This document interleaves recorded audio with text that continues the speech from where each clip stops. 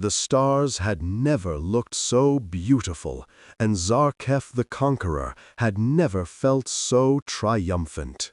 From the observation deck of the Eternal Dominion, flagship of the Velthrani Empire, he watched the blue marble growing larger in the viewport. Earth, the jewel of the Sol system, home to the species that had dared to expand beyond their prescribed boundaries, who had colonized 17 worlds without permission from the Galactic Concord, who had built ships that rivaled those of races a million years their senior. Admiral, his tactical officer, Vexina, spoke from her station. "We are entering the outer boundary of their detection grid. Stealth protocols are holding. They have not seen us." Zarketh allowed himself a rare smile, a gesture that revealed rows of crystalline teeth that had once torn through the throats of conquered kings. Of course they haven't. The Velthrani have perfected interstellar warfare across 10,000 years and 1,000,000 campaigns. These humans have been spacefaring for barely 4 centuries. They are children playing at being gods. The fleet behind him was the largest ever assembled in Velthrani history, 40,000 warships, each one capable of reducing a continent to ash. 200 carrier vessels, housing 3 million ground troops in suspended animation. 17 planet crackers, weapons so devastating that their use had been outlawed by every civilized species in the galaxy. Not that the Velthrani cared about such laws. The humans had been warned, of course. 300 years ago, when their first colony ships had ventured beyond their solar system, the Galactic Concord had sent envoys. "Stay within your boundaries," they had been told. "Expansion beyond the designated human zone will be considered an act of war." The humans had nodded politely, thanked the envoys for their concern, and then proceeded to colonize 12 more worlds over the next 2 centuries. The Concord had been outraged. The Velthrani had been delighted. They had volunteered immediately for the punitive expedition. While other races saw the humans as a nuisance, Zarketh saw opportunity.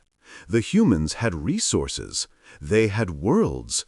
They had billions of potential slaves. And most importantly, they had technology. Technology that they shouldn't have. Technology that they had developed far too quickly. Technology that made the elder races nervous. The Velthrani wanted that technology. They wanted those worlds. And they wanted to make an example of humanity that would echo across the galaxy for millennia. Admiral, Vexina interrupted his thoughts. "We are detecting unusual energy readings from the 3rd planet." Zarketh waved a dismissive appendage. "Define unusual." "It appears to be construction activity. Significant construction activity. In fact, the entire planet appears to be surrounded by artificial structures." "Defensive platforms? A minor complication, nothing more. Our shields can withstand." "No, Admiral, not defensive platforms. The structures are." Vexina's voice trailed off, and for the first time in his long service with her, Zarketh heard something that sounded almost like confusion.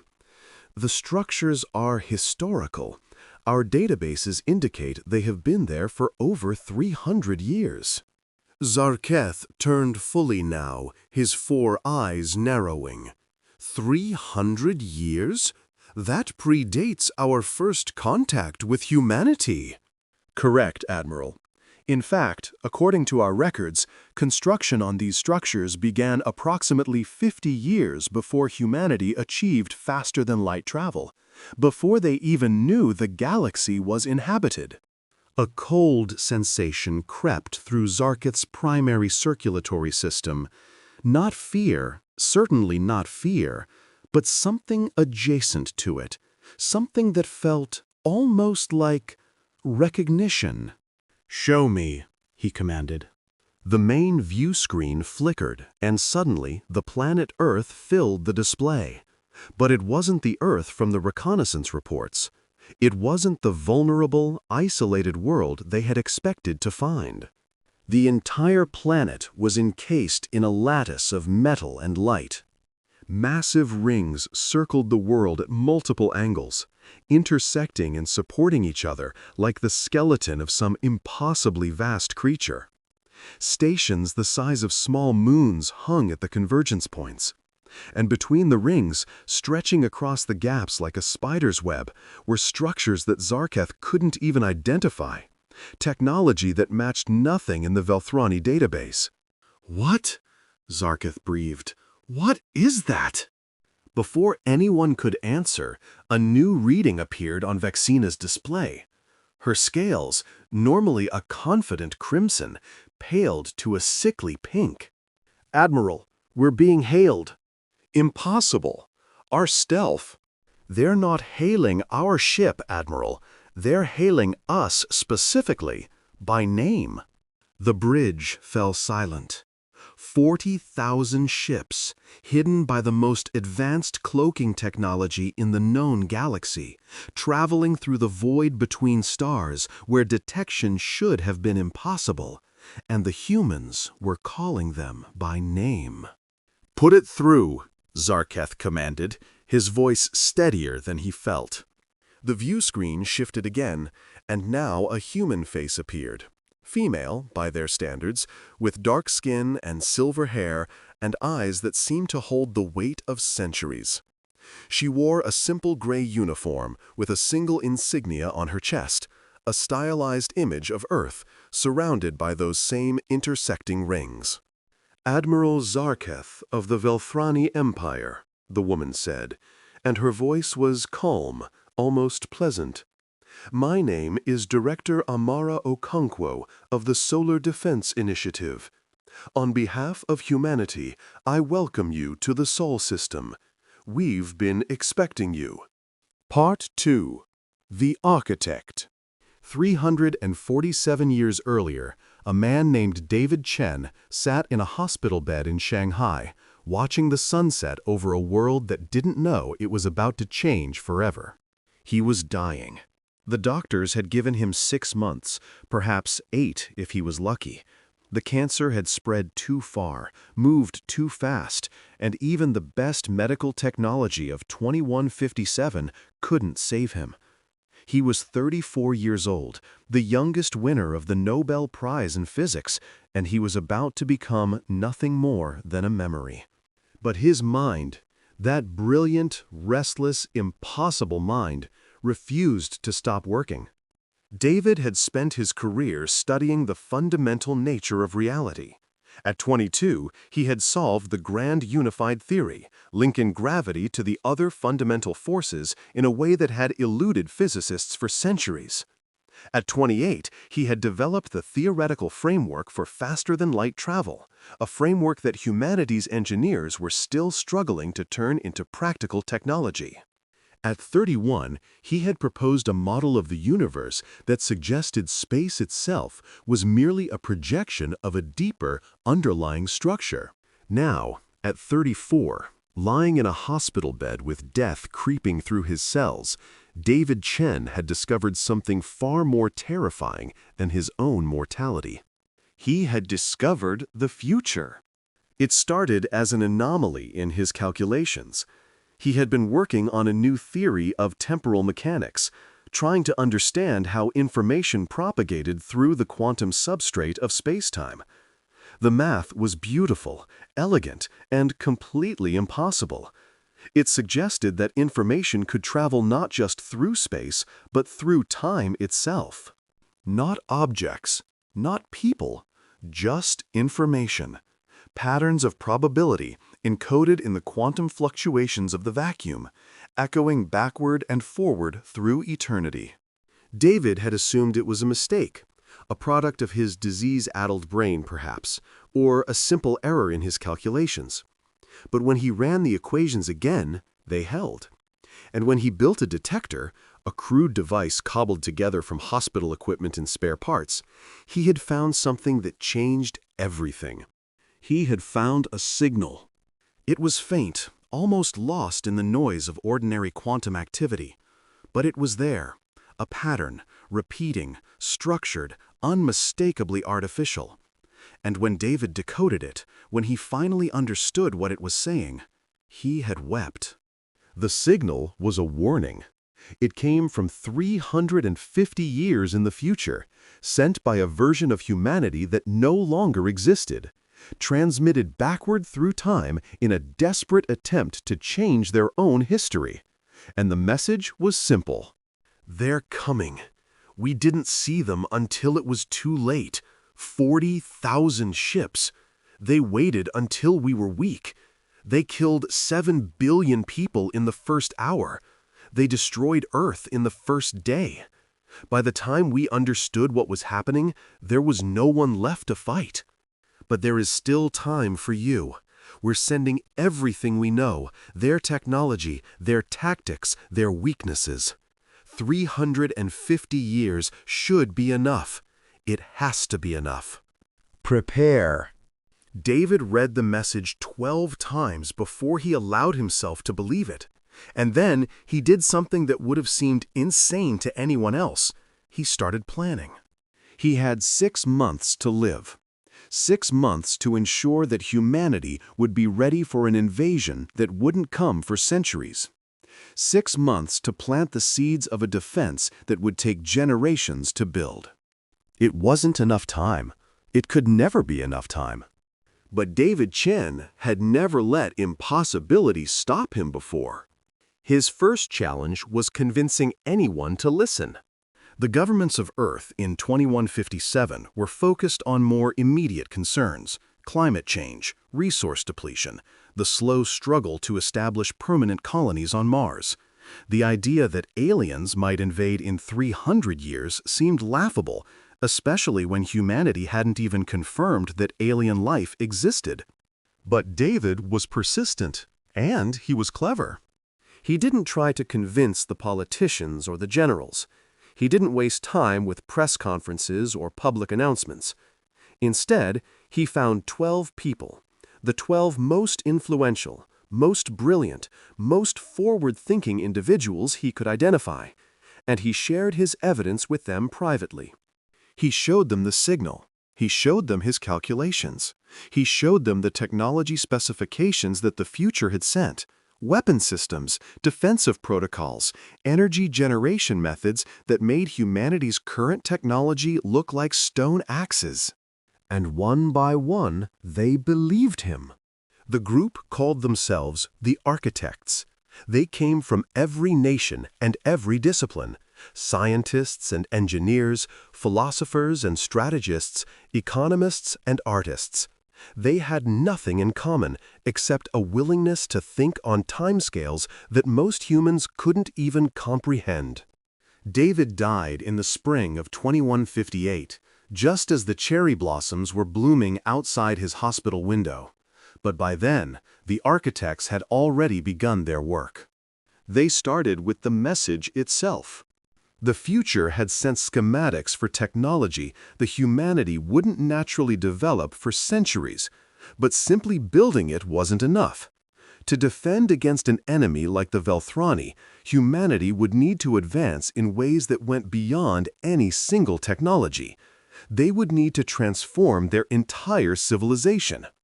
The Architects established a network of research institutes funded through a maze of shell companies and anonymous trusts. They recruited the brightest minds of each generation, inducted them into the conspiracy, and set them to work on problems that wouldn't yield solutions for decades. They also created the Solar Defense Initiative. On paper, the SDI was a minor government agency focused on tracking asteroids and studying the long-term health of the sun. In reality, it was the seed of humanity's salvation, a secret organization dedicated to preparing Earth for a war that no one else knew was coming. The first director of the SDI was a woman named Elena Vasquez, one of the original 12 architects. She served for 30 years, guiding the organization through its infancy, establishing traditions and protocols that would persist for centuries.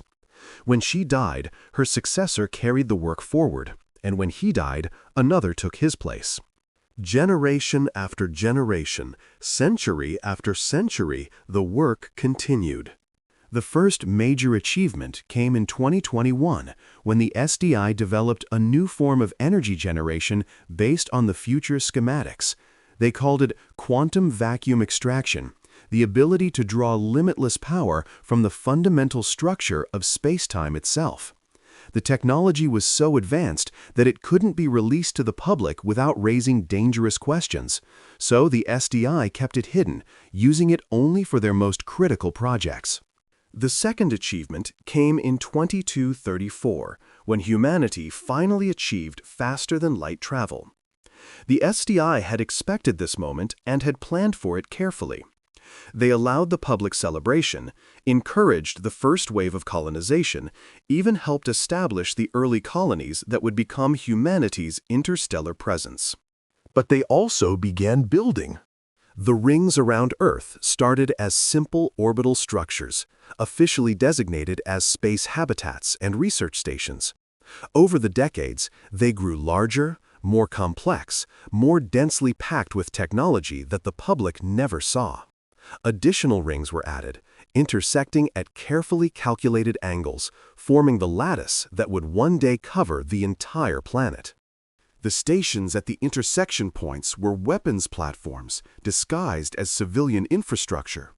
The webbing between the rings was a network of sensor arrays and defensive shields. The entire structure was designed to look innocuous, to grow so slowly that no one would notice the transformation happening before their eyes. And they weren't just building on Earth. Throughout the solar system, the SDI constructed hidden facilities, weapons factories on the far side of the Moon, shipyards in the asteroid belt, training centers on Titan. They recruited soldiers and trained them in secret, building an army that existed only in classified databases and sealed records. They also watched the stars. The future's message had included detailed information about the Velthrani, their technology, their tactics, their likely approach vectors. The SDI used this information to build a network of early warning systems, hidden throughout the outer solar system, designed to detect any approaching threat long before it reached Earth. And so, when the Galactic Concorde made first contact in 2029, the SDI was ready.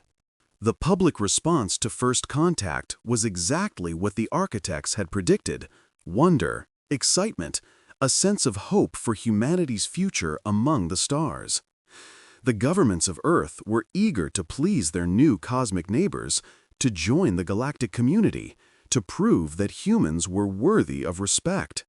The SDI took a different approach. They studied the alien envoys with the same intensity they had applied to every other aspect of their mission.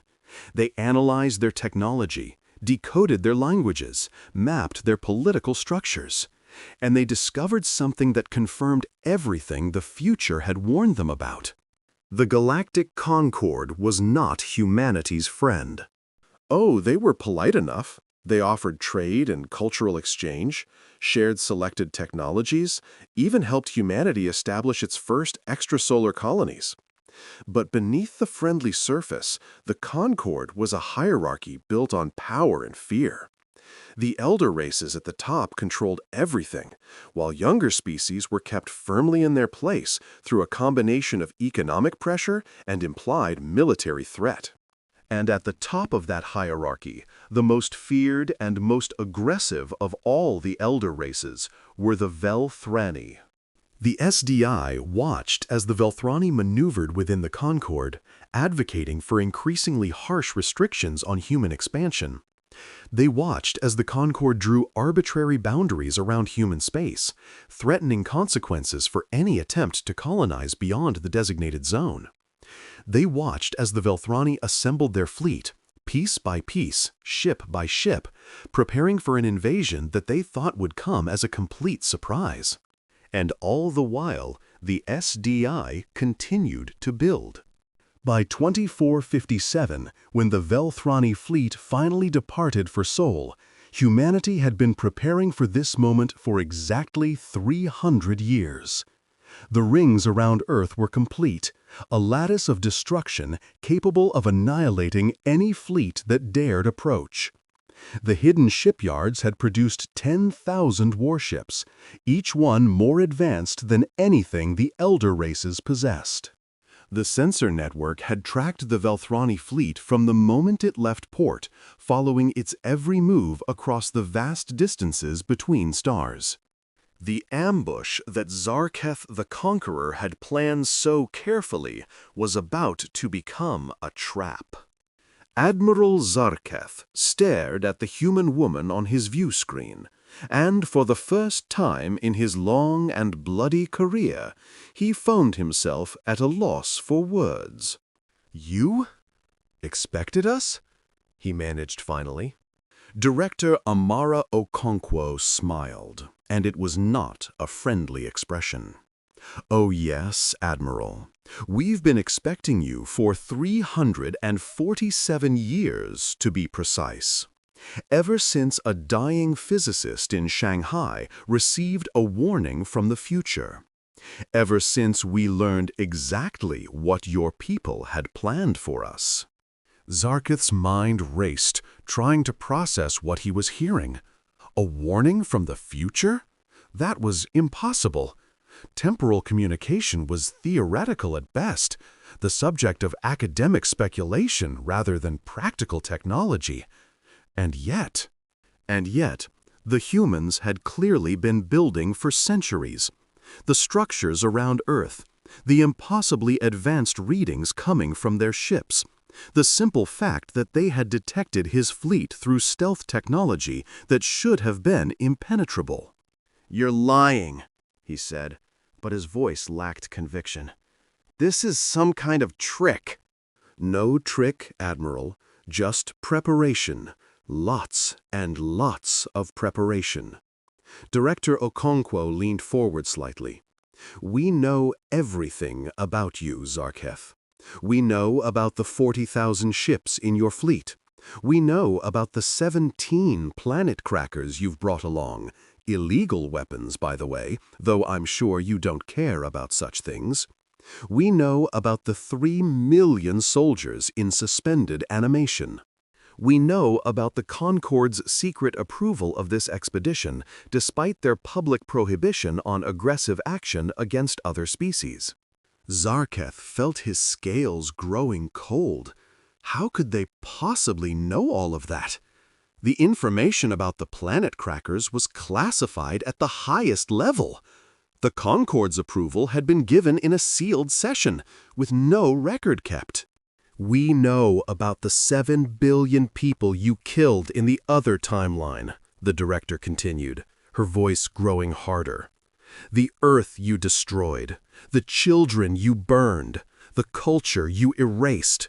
We have recordings, Admiral, recordings transmitted backward through time by the last survivors of a humanity that no longer exists. We've watched them die. We've listened to their screams. We've seen what you did to us." She paused, and when she spoke again, her voice was ice. "And we have spent 3 centuries making sure it will never happen again." Zarketh wanted to dismiss her words as propaganda, as psychological warfare designed to undermine his confidence. But something in her eyes told him that every word she spoke was true. The humans had known. They had always known. And they had been waiting. "What do you want?" he asked, hating himself for the question even as he spoke it. "Want? Nothing, Admiral. We want nothing from you except your departure. Turn your fleet around. Go back to Velthrani space. Report to your leaders that humanity is not to be touched. And perhaps, if you're very lucky, you might live to see tomorrow." Zarketh's pride flared, burning away the cold fear that had settled in his heart. "You threaten me? With what? You have a pretty defensive grid, I'll grant you, but my fleet carries enough firepower to crack a planet. Your little rings won't." "Admiral," Director Okonkwo interrupted, "let me ask you something.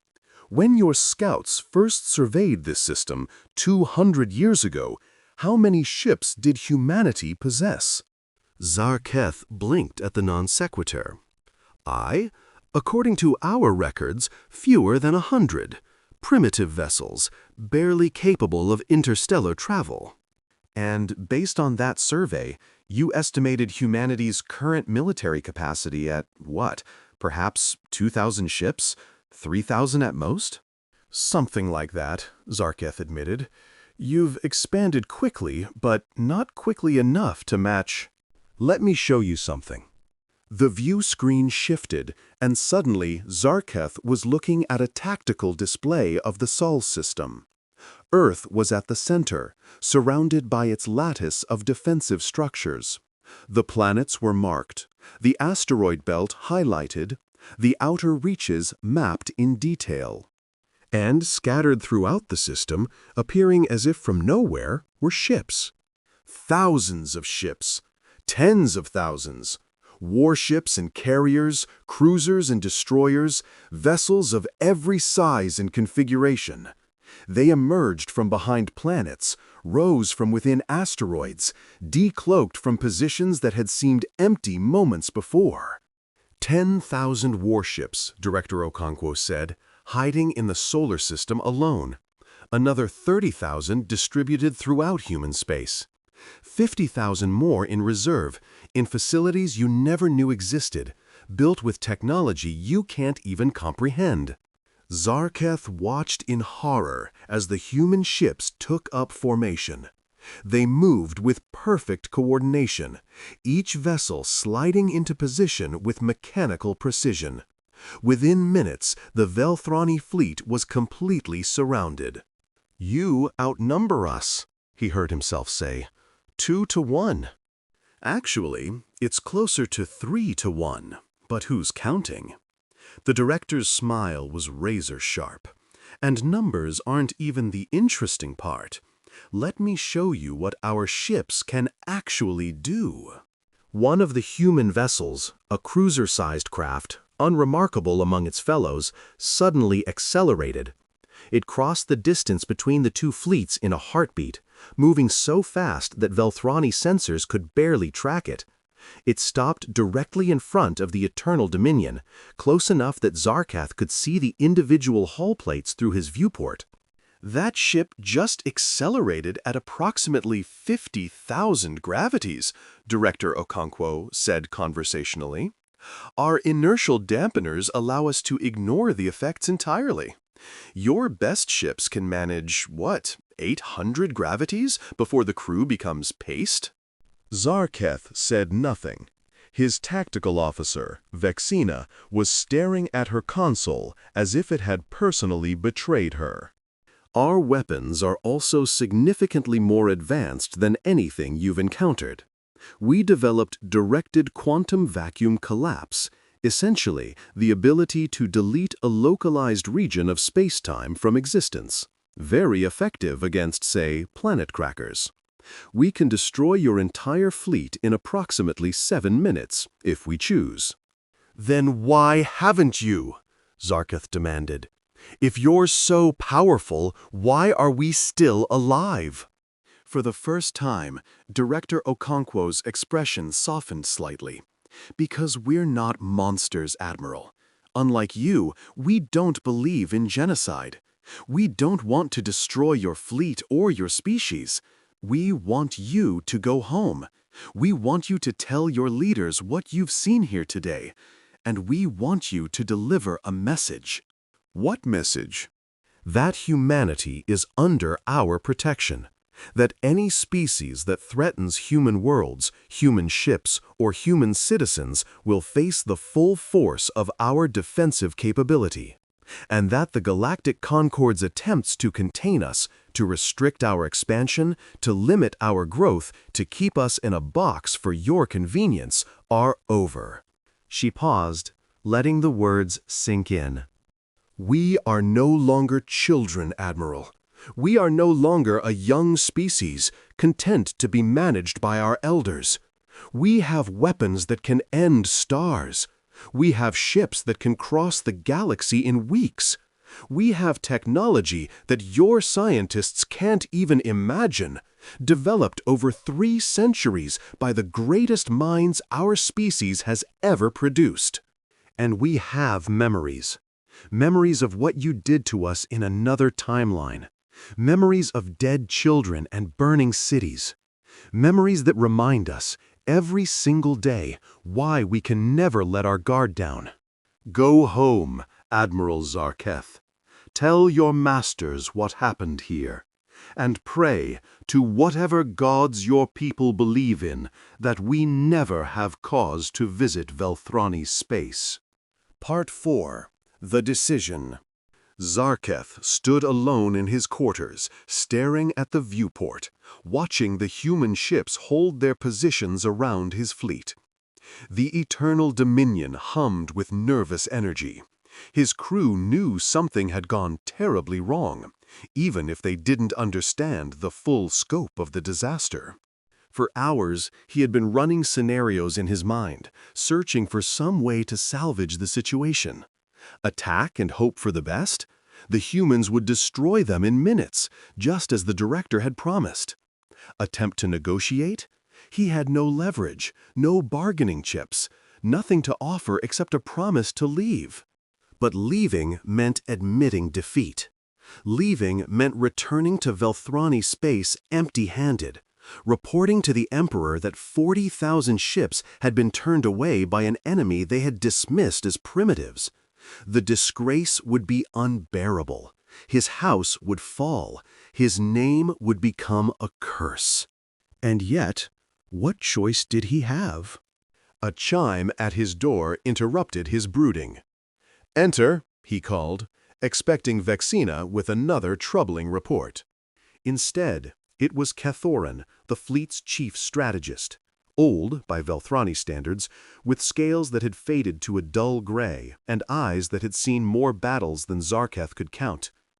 He was one of the few officers that Zarketh actually respected, a veteran of the Conquest Wars, a survivor of the Sinar Rebellion, a mind that had outmaneuvered 1,000 enemies. "Admiral," Cathoran said, offering a formal bow, "might I have a word?" Zarketh gestured toward the viewport. "I'm rather busy contemplating our annihilation, but please join me." The old strategist crossed the room and stood beside his admiral, gazing out at the human ships. For a long moment, neither spoke. "Impressive, aren't they?" Catharin said finally. "The humans, I mean. Who would have thought that a species so young could have achieved this?" "They cheated," Zarketh growled. "Warnings from the future. Technology they didn't earn. They should have been easy prey." Perhaps, but consider this. They received a warning and they acted on it. For 300 years, they worked toward a goal they would never live to see. They built ships and weapons and defensive systems, not for themselves, but for their children's children's children. They sacrificed their present for their future. Cathron turned to face his admiral directly. "Could we have done the same? If we had received such a warning, would we have prepared so diligently? Or would we have squabbled among ourselves, each house trying to use the information for its own advantage, until the threat arrived and found us unprepared?" Zarketh wanted to argue, but the words stuck in his throat. The old strategist was right. The Velthrani were warriors, conquerors, predators, but they were not builders. They took from others rather than creating for themselves. They lived in the eternal present, focused on immediate glory rather than long-term survival. The humans had done something that no Velthrani could have done. They had worked together, in secret, for centuries, all for the sake of a species that did not yet exist. "What would you have me do?" Zarketh asked quietly. Retreat? Accept this humiliation? I would have you survive, Kelthari replied, and I would have you learn. The humans have just demonstrated capabilities that exceed anything in the known galaxy. They have technology that could change the balance of power between the elder races. They have shown that they are willing to share that technology with anyone who threatens them. Share it in the form of destruction, yes, but still. The old strategist's eyes gleamed with something that might have been admiration. They are not our enemies, Admiral, not unless we insist on making them so. They have offered us a way out, a chance to retreat with our fleet intact, to return home and report that the humans are not to be trifled with. They have offered us mercy. Mercy is weakness. Mercy is restraint. And restraint is something we have never had to face before. Think about it, Admiral. They could destroy us. They could hunt down every Velthrani world and reduce them to ash. They have the power. But they choose not to use it. They choose to let us live. Why? Zarketh considered the question. In his experience, enemies spared you only when they wanted something from you: labor, resources, information. The humans had explicitly said they wanted nothing except for the Velthrani to leave. What possible motive could they have for such restraint? Unless they want us to spread the word, he realized. They want us to go back and tell everyone what we saw here. They want the galaxy to know that humanity is no longer a species to be pushed around. Kelthari nodded approvingly. Precisely. They are using us as messengers. Our survival serves their purpose far more than our destruction would. If we return and report what we've seen, every species in the galaxy will hear about it. The Concord will be thrown into chaos. The elder races will have to reconsider their entire approach to humanity. And the Velthrani? What becomes of us? That depends on what we choose to become. Kelthari's voice grew softer. We can be bitter. We can plot revenge. We can spend the next 1,000 years trying to develop technology to match theirs. Or we can recognize that the universe has changed, that a new power has risen, that the old ways of conquest and domination may no longer serve us. The humans have shown us a different path, a species that built rather than destroyed, that prepared rather than reacted, that chose cooperation over competition. Perhaps there is something to be learned from them. Zarketh snorted. You sound like a philosopher. I am old enough to have learned that wisdom sometimes matters more than strength. Kelthari placed a scaled hand on his admiral's shoulder. Give the order, Zarketh. Take the fleet home. Live to fight another day. Or better yet, live to find another way entirely. The universe is vast. There is room for more than one path to greatness. For a long moment, Zarketh stood in silence, watching the human ships maintain their silent vigil around his fleet. 40,000 warships, the pride of the Velthrani Empire, helpless before an enemy they had expected to crush. And yet, alive, still alive, against all odds, offered a chance that no Velthrani admiral had ever been offered before. Signal the fleet, he said finally. We're going home. Part 5. The Message. Director Amara Okonkwo watched the Velthrani fleet turn away on her tactical display, and for the first time in days, she allowed herself to breathe. They were actually leaving. 40,000 ships, 17 planet crackers, 3 million soldiers, all of them retreating, abandoning their invasion before a single shot had been fired. It was, by any measure, the greatest victory in human history. And it felt hollow. She understood why, of course. This wasn't really a victory. It was the prevention of a defeat that had already happened in another timeline to a humanity that no longer existed. The people she had saved today would never know how close they had come to annihilation. The children who would grow up on Earth, the families who would live out their lives in peace, the generations yet unborn, none of them would ever fully understand what the Solar Defense Initiative had done for them. And that was exactly as it should be.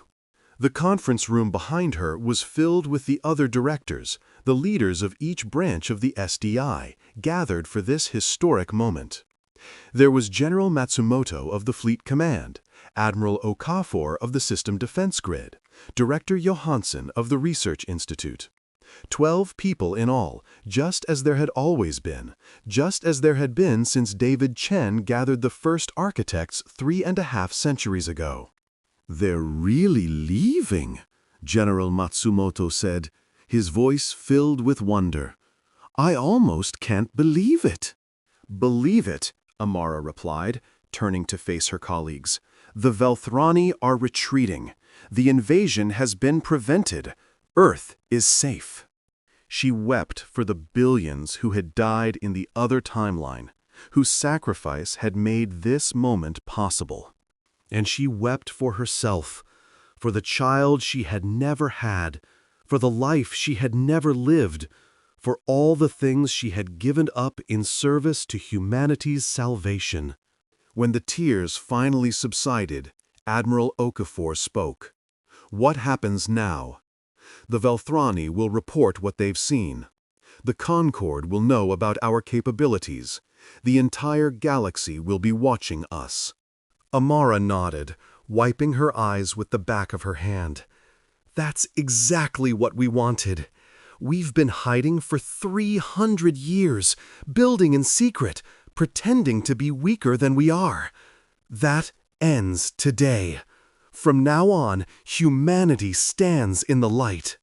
"And the SDI? Do we continue our work, or?" "The Solar Defense Initiative will remain exactly what it has always been. The shield of humanity, the guardians of Earth, the keepers of the vigil. We will continue to develop new technologies, to train new soldiers, to prepare for threats we cannot yet imagine. But we will no longer work in secret. The people of Earth deserve to know what we have done for them. They deserve to understand the sacrifice that generations of humans made to ensure their survival." She looked around the room at the faces of her colleagues, tired, emotional, but resolute. "Tomorrow, I will address the United Nations. I will tell them everything about David Chen and the message from the future, about the architects and the 3-century vigil, about the Velthrani invasion and the defense we built to stop it. I will explain why we kept our work secret for so long and why we can finally bring it into the open." "There will be questions," Director Johansson warned. "Anger, even. People don't like being kept in the dark." "I know, but I think they'll understand in the end. We didn't keep secrets because we didn't trust humanity. We kept secrets because we didn't want to burden them with knowledge of their own mortality. For 300 years, the people of Earth lived their lives without knowing that extinction was coming. They fell in love, had children, pursued their dreams, built futures they believed in. We gave them that. We gave them hope." General Matsumoto nodded slowly. "And now we give them the truth. Now we give them the truth. And we trust them to handle it." The address to the United Nations was scheduled for 3 days later, giving the SDI time to prepare a comprehensive presentation and giving humanity's governments time to be briefed in advance. Amara wanted no surprises, no panic, no accusations of trying to manipulate public reaction. The great hall was packed when she took the podium. Every seat was filled, and millions more were watching through screens around the world. The Secretary General had introduced her simply as the director of an organization that has been protecting humanity since before we knew we needed protection. Amara looked out at the assembled delegates, at the cameras broadcasting her image across the globe, and she thought about David Chen. What would he have said in this moment? What words could possibly capture the weight of what humanity had achieved? In the end, she decided on simplicity. 347 years ago, she began, a dying physicist received a message from the future. That message told him that humanity was going to be destroyed, invaded by an alien empire, our world shattered, our species exterminated. It told him the date of the invasion, the identity of the invaders, and the exact method of our annihilation. She paused, letting the words sink in. And then it gave him a gift: information. Detailed schematics for technology we wouldn't naturally develop for centuries, tactical analyses of our enemies' weaknesses, a complete blueprint for our salvation. David Chen could have ignored that message. He could have dismissed it as a hallucination, a product of his illness, a cosmic joke at his expense. Instead, he chose to believe. He chose to act. He gathered 12 of the brightest minds on Earth, shared his discovery with them, and set in motion a plan that would take 300 years to complete. That plan became the Solar Defense Initiative. It became the research institutes and shipyards and training centers that prepared us for this moment. It became the 10,000 ships that surrounded the Velthrani fleet 3 days ago and convinced them to turn away. It became the rings around Earth, the defense grid that protects our home, the technology that has made humanity one of the most powerful species in the galaxy. She took a breath. 3 days ago, an invasion fleet of 40,000 alien warships entered our solar system, intending to destroy Earth and enslave our species. They expected to find us defenseless. They expected to find us ignorant. They expected to find us weak. Instead, they found that we had been waiting for them. A murmur ran through the hall. Amara held up her hand for silence. I want to be very clear about something. The Solar Defense Initiative has been operating in secret for over 3 centuries. We have made decisions, built weapons, developed technologies, all without public knowledge or consent. We did this because we believed it was necessary. We did this because we believed that the burden of knowing should not fall on the shoulders of every man, woman, and child on Earth. We did this because we wanted you to be free. Free to live your lives. Free to pursue your dreams. Free from the shadow of impending doom. But we also recognize that secrecy is no longer appropriate. The galaxy knows what we can do now. Our enemies and our potential allies alike have seen our capabilities. There is no further point in hiding. So, I stand before you today to tell you the truth. All of it. The good and the bad. The sacrifices we made and the prices we paid. The billions who died in another timeline, and the billions who lived because of what we built. Everything. Everything. And I ask for your understanding, not your forgiveness. We don't seek absolution for doing what we believed was right. Just your understanding. We did what we thought was necessary to save our species. History will judge whether we were right. She stepped back from the podium, her part of the presentation complete. Now came the detailed briefings, the questions, the inevitable controversy. But she had said what needed to be said. Humanity knew the truth at last.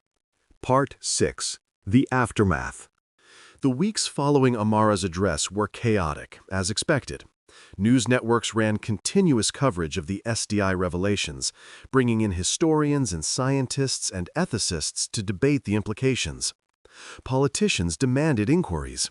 Activists organized protests. Religious leaders offered contradictory interpretations. But beneath the chaos, something else was happening. Something that Amara had hoped for, but hadn't dared to expect. Humanity was coming together. The threat of the Velthrani, the visceral, undeniable proof that hostile aliens existed and that Earth was vulnerable, had a unifying effect that no amount of political rhetoric ever could. Old rivalries seemed petty in the face of cosmic dangers. National boundaries felt less important when the enemy could come from the stars. And the technology that the SDI had developed, technology far beyond anything the public had ever seen, offered solutions to problems that humanity had struggled with for centuries. Quantum vacuum extraction meant unlimited clean energy. Advanced medical systems could cure diseases that had plagued humans for generations. New material science made space colonization not just possible, but practical. The future had given humanity the tools to save itself from extinction. Now, those same tools could save it from 100 lesser problems.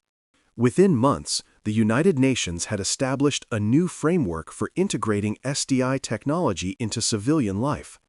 Clean energy systems spread across the globe, ending dependence on fossil fuels almost overnight. Medical breakthroughs eliminated cancer, heart disease, most genetic disorders. Poverty, hunger, homelessness, all the ancient enemies of human flourishing, began to retreat before the advance of technologies that had been developed in secret for 300 years. It wasn't utopia. There were still conflicts, still inequalities, still all the messy complications of human nature.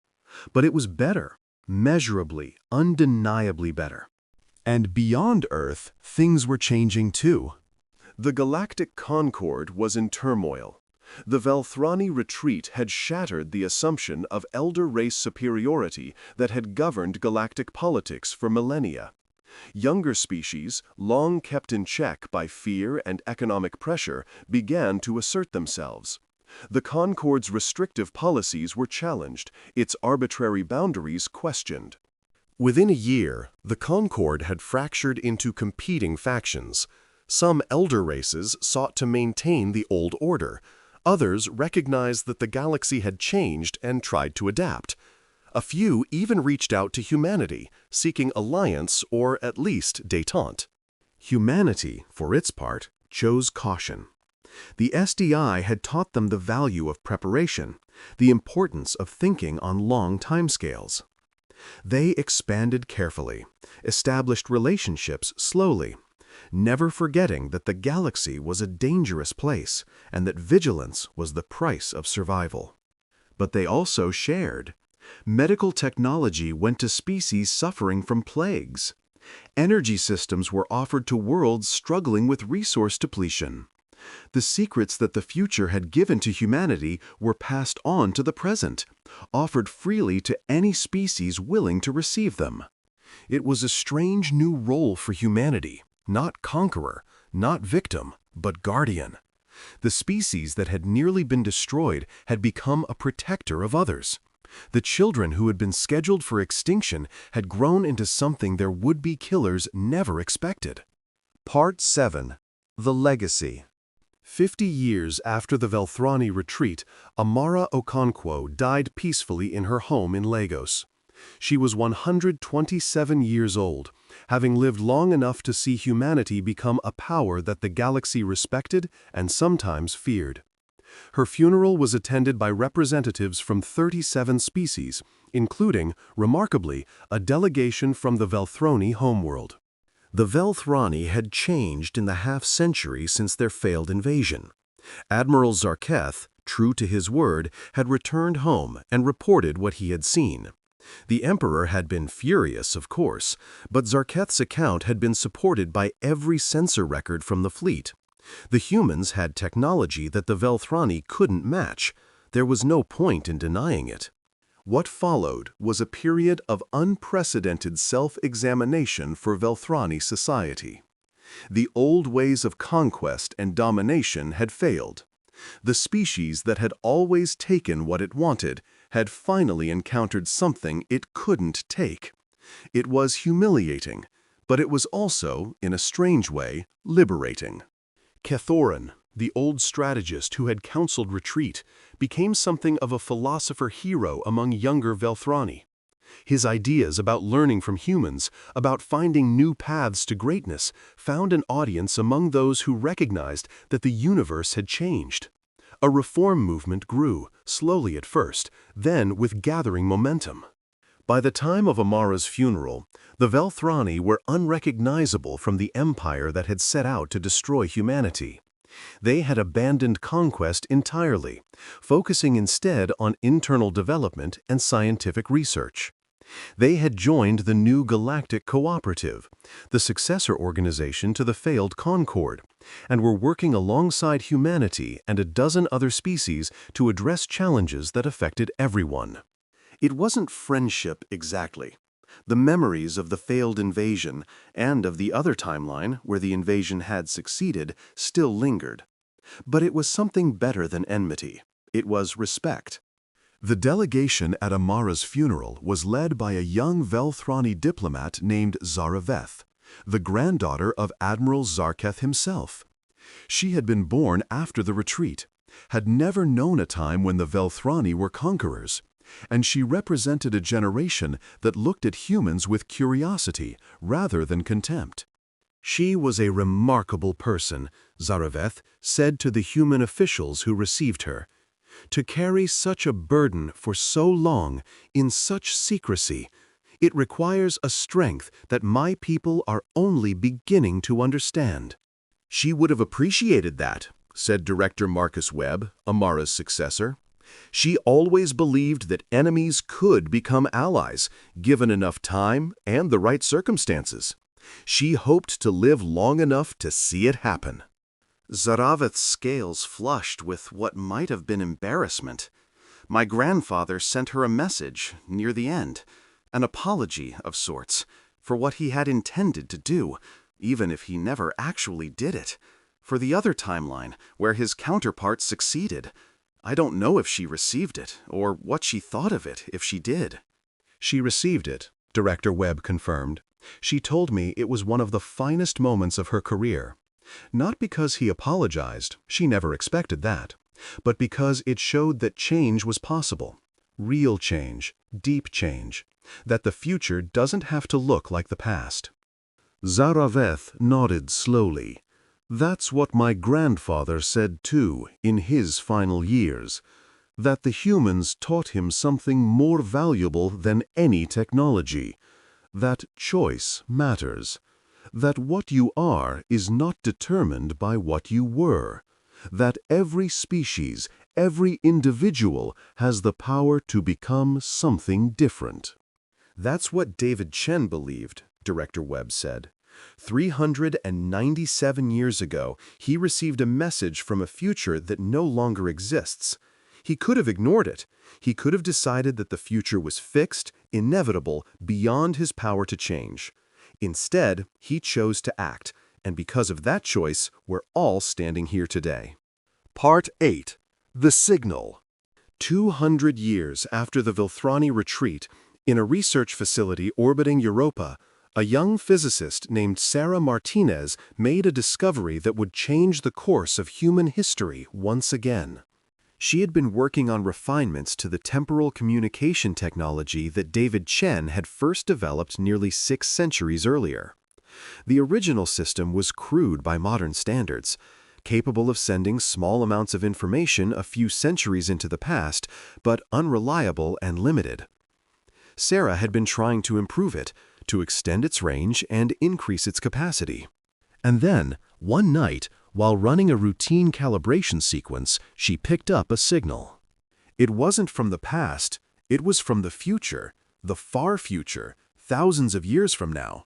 And unlike the original message that David Chen had received, this one wasn't a warning. It was an invitation. We are your descendants. the message said. "We have spread across the galaxy and beyond, become something you cannot imagine, achieved things you cannot dream, and we want to share what we've learned with you. We want to help you become what we became. Listen, and we will tell you everything." Sarah listened. For hours, she listened as information flooded through her receivers. Scientific theories that made the SDI's technology look primitive. Historical records spanning millennia. Philosophy and art and literature from 1,000 species. A vision of a future so vast and so beautiful that it made her weep. And at the end, after the data stream finally ceased, there was a final message, a personal message addressed specifically to her. "This is where it began for us," the future said. "This moment, this discovery, this choice. You can share what we've given you, and humanity will accelerate its journey toward what it is meant to become. Or you can keep it to yourself, and the future will unfold as it will. We know what you'll choose. We remember what you chose. We are, in a very real sense, the result of your choice. Thank you, Sarah, for everything that comes after." Sarah sat in silence for a long time, staring at the data that now filled her computer systems. She thought about David Chen, dying in a hospital bed in Shanghai, receiving a warning from a future that he would spend his final months trying to prevent. She thought about Amara Okonkwo, standing before the United Nations, revealing secrets that had been kept for 3 centuries. She thought about all the people who had worked, in secret and in public, to bring humanity from the edge of extinction to the stars. They had been given a gift, knowledge of the future, transmitted backward through time by descendants who wanted to save their ancestors. They had used that gift wisely, building a civilization that had earned its place among the stars. Now, Sarah had been given another gift, not a warning, but a promise, a vision of what humanity could become if it continued on the path it had begun. She made her choice. Epilogue: The Eternal Vigil. 1,000 years after the Velthrani retreat, the Solar Defense Initiative still existed. Its role had changed, of course. There were no more secret plots, no hidden shipyards, no covert preparations for wars that might or might not come. But the organization endured, a symbol of humanity's commitment to vigilance, to preparation, to the lesson that David Chen had taught so long ago. The future is not fixed. Every moment is a choice. And those who prepare for the worst can sometimes achieve the best. The current director of the SDI was a woman named Maria Chen, a direct descendant of David himself, carrying on a family tradition that stretched back to the very beginning. She stood on the observation deck of the SDI's headquarters, now a massive station orbiting at the L5 point between Earth and Moon, and looked out at the stars. The galaxy was at peace. The Galactic Cooperative had grown to include over 1,000 species, working together on projects that would once have seemed impossible. Humanity had explored millions of star systems, colonized tens of thousands of worlds, and encountered wonders that no one in David Chen's time could have imagined. But Maria knew that peace was not permanent. The universe was vast and old, and somewhere out there, threats existed that humanity had not yet encountered. Perhaps another empire, like the Velthrani, was even now preparing to strike. Perhaps something stranger, something no one could predict. The future was infinite, and vigilance was eternal. A chime at her door announced a visitor. "Enter," she called, turning from the viewport. It was her successor in training, a young man named James Okonkwo, a descendant of Amara, continuing another family tradition. He carried a datapad, and his expression was serious. "Director, we've picked up something unusual in the deep monitoring network." Mariah raised an eyebrow. "Define unusual." "A signal. from outside the galaxy. It appears to be artificial, structured, and he hesitated. And it's getting stronger. Maria felt a familiar sensation. Not fear exactly, but alertness. The same sensation that David Chen must have felt centuries ago when he first detected the message from the future. The same sensation that Amara Okonkwo must have felt when she saw the Velthrani fleet enter the solar system. Something was coming. Something new. Something unknown. The universe was full of surprises, and humanity had to be ready for all of them. "Assemble the senior staff," Maria said, her voice calm and steady, "and begin preparations for extended observation. I want to know everything about this signal, where it's coming from, what it contains, and what it might mean." "And if it's hostile?" Maria smiled. A smile that carried echoes of David Chen's determination, Amara Okonkwo's resolve, and 1,000 generations of humans who had refused to be victims. "Then we'll be ready," she said. "We've been ready for 1,000 years. We'll be ready for 1,000 more." She turned back to the viewport, watching the stars burn in the endless dark. The vigil continued. The end.